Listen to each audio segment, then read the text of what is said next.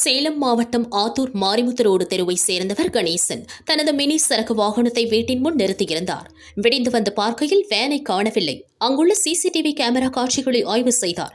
அதில் நள்ளிரவு அவ்வழியாக வந்த மர்ம ஆசாமி வேனை திருடி ஓட்டி செல்லும் காட்சி பதிவாகி இருந்தது. உடனடியாக அப்பகுதியில் கணேசன் வேனை தேடினார். கடைவீதி சாலையோரம் வாகனம் நிறுத்தப்பட்டிருந்தது. சிசிடிவி காட்சிகளை வைத்து மர்ம ஆசாமியை போலீசார் தேடுகின்றனர்.